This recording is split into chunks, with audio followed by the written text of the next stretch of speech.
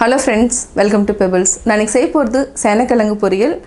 அதாவது என்னன்னா நார்மலா இந்த வறுவல் மாதிரி இல்லாம இதுக்கு தேங்காய், பட்டை, லவங்கம், கொஞ்சமா சோம்பு, கசகசா இதெல்லாம் ஆட் பண்ணி செய்ய போறோம். அதுக்கு முன்னாடி நம்ம Senai Kizhangu தண்ணில போட்டு கொஞ்சம் லைட்டா வேக வெச்சிட்டு அதுக்கு அப்புறம் தான் செய்ய போறோம். வாங்க எப்படி செய்யறதுன்னு பார்க்கலாம்.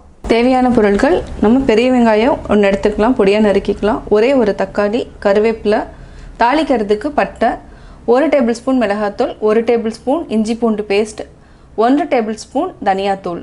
நம்ம Senai Kizhangu பொரியலுக்கு அரைக்கிறதுக்கு ஒரு அரை மூடி தேங்காய், 1/2 டீஸ்பூன் சீரகம், பட்டை நம்ம கொஞ்சம் ஜாஸ்தி எடுத்துக்கலாம், லவங்கம் 3, சோம்பு 1 டேபிள்ஸ்பூன், கசகசா 3/4 டேபிள்ஸ்பூன். இதை நம்ம லைட்டாக அரைச்சி தனியாக எடுத்து வச்சுக்கலாம். இதுக்கு Senai Kizhangu எடுத்துக்கலாம். Senai Kizhangu நான் 3/4 கிலோ எடுத்துருக்கிறேன். இதை இந்த மாதிரி கட் பண்ணி வச்சுக்கோங்க. அதாவது உப்பு போட்டு வச்சுருக்கேன். இந்த மாதிரி சைஸில் நம்ம கட் பண்ணி எடுத்து வச்சுக்கலாம். இதை தண்ணியில் போட்டு வேக வச்சுக்கலாம். ஒரு கடாயில் தண்ணி ஊற்றிருக்கேன். இப்போ கொஞ்சமாக உப்பு போட்டுக்கலாம். ஆல்ரெடி நான் Senai Kizhanguலேயே உப்பு போட்டுக்கிறதுனால கொஞ்சம் கம்மியாக தான் போட்டிருக்கேன். இந்த Senai Kizhangu அப்படியே இதுக்குள்ளே ஆட் பண்ணிக்கலாம். இது மினிமம் ஹை ஃப்ளேமில் இருந்தாலும் ஓகே. நம்ம ஒரு 5 மினிட்ஸ் அளவுக்கு நம்ம நல்லா வேக வச்சுக்கலாம். கொஞ்சமாக மஞ்சத்தூள் ஆட் பண்ணிக்கலாம். இதையும் நல்லா கலந்து விடுங்க. இதை தண்ணியில் வேக வச்சுட்டு ஃப்ரை பண்ணியும் பண்ணலாம். நான் ஃப்ரை பண்ணாமல் அப்படியே தான் பண்ண போகிறேன். இது என்ன ஃபீல் இருக்குன்னா சிக்கன் சாப்பிட்ற மாதிரியே தான் அந்த ஃபீல் தான் இருக்கும். இந்த Senai Kizhangu வறுவல் நம்ம சிக்கன் எப்படி செய்கிறோமோ அதே மெத்தட் தான். நல்லா வெந்துருச்சு. இப்போ தனியாக எடுத்து நம்ம வச்சுக்கலாம். இதை நம்ம அரைச்சி எடுத்துக்கலாம். சோம்பு, பட்டை, லவங்கம், சீரகம், கசகசா, தேங்காய். இது என்னென்னா கொஞ்சம் திப்பியாக அரைச்சிக்கலாம். ரொம்ப பேஸ்ட் மாதிரி பண்ண வேண்டாம். இந்த பொரியலுக்கு மிக்ஸ் பண்ணுறப்ப கொஞ்சம் கரகரன்னு இருந்தால் தான் டேஸ்ட்டாகவும் இருக்கும். இந்த மாதிரி கரகரன்னு அரைச்சி எடுத்துக்கோங்க. நல்லா வாசனையாகவும் இருக்குது. அதாவது சோம்பு, கசகசானோட வாசம் நல்லா தூக்கலாக இருக்கணும். அப்போ தான் இந்த பொரியல் நல்லாயிருக்கும். இதுக்கு ரீஃபைண்ட் ஆயில் விட்டுக்கலாம். பட்டை, கருவேப்பிலை. பட்டையினோட வாசத்துக்காக நல்லா எண்ணெயிலே நல்லா பொரியணும். அப்போ தான் வாசமாக இருக்கும். இப்போ வெங்காயம் ஆட் பண்ணிக்கலாம். வெங்காயத்தை நல்லா வதக்கிட்டோம். இப்போ இஞ்சி பூண்டு பேஸ்ட்டு ஆட் பண்ணிக்கலாம்.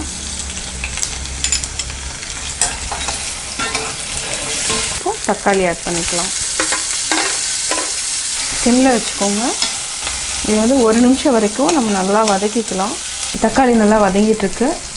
இந்த டைமில் நம்ம தனியாத்தூள், மிளகாத்தூள் இதையும் நம்ம மிக்ஸ் பண்ணிக்கலாம். பச்சை வாசம் போயிடும். இப்போ நம்ம ஆல்ரெடி தண்ணியில் போட்டு எடுத்து வச்சுருக்கிற Senai Kizhangu ஆட் பண்ணிக்கலாம். இப்போ நம்ம Senai Kizhangu ஆட் பண்ணிக்கலாம். இந்த Senai Kizhangu ஃப்ரை பண்ணியும் போடலாம். நான் தண்ணியில் வேக வச்சு ஆட் பண்ணியிருக்கிறேன். உப்பு ஆல்ரெடி போட்டு வேக வச்சதுனால நம்ம செக் பண்ணிவிட்டு தேவைன்னா ஆட் பண்ணிக்கலாம், இல்லைனா வேண்டியதில்லை. இது ஒரு 2 நிமிஷம் வரைக்கும் நல்லா தக்காளி, வெங்காயம், அந்த மசாலா படுற மாதிரி நல்லா பரப்பி விடுங்க. அதுக்கப்புறம் நம்ம அரைச்சதை ஆட் பண்ணிக்கலாம். இது கொஞ்சம் வேகணும். இதுக்கு 1/2 டம்ளர் அளவுக்கு தண்ணி ஊற்றிக்கலாம். ஒரு 2 மினிட்ஸ் மூடி வச்சுக்கலாம். ஒரு 5 மினிட்ஸ் ஆயிடுச்சு. நல்லா Senai Kizhangu வெந்துருச்சு. அதாவது இந்த மாதிரி ப்ரெஸ் பண்ணி பார்த்தீங்கன்னாவே தெரியும், நல்லா உள்ளே போகும். அதாவது கிழங்குக்குள்ளே போகும். இப்போ நம்ம அரைச்சி வச்சுருக்கிற தேங்காய், கசகசா, பட்டை இதெல்லாமே ஆட் பண்ணிக்கலாம். கொஞ்சம் தண்ணி விட்டுக்கலாம். நல்லா பெரட்டி விட்டுட்டு இதை நல்லா தண்ணி சுண்டுற வரைக்கும் நம்ம விட்டணும். இது ஒரு 5 மினிட்ஸ் கொதிக்கட்டும். அதாவது தண்ணி சுண்டணும். அதுக்கப்புறம் நம்ம ஆஃப் பண்ணிக்கலாம். இப்போ நம்ம மூடி வச்சுக்கலாம்.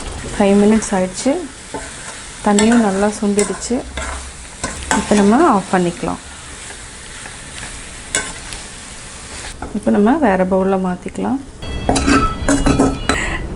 Senai Kizhangu பொரியல் ரெடி.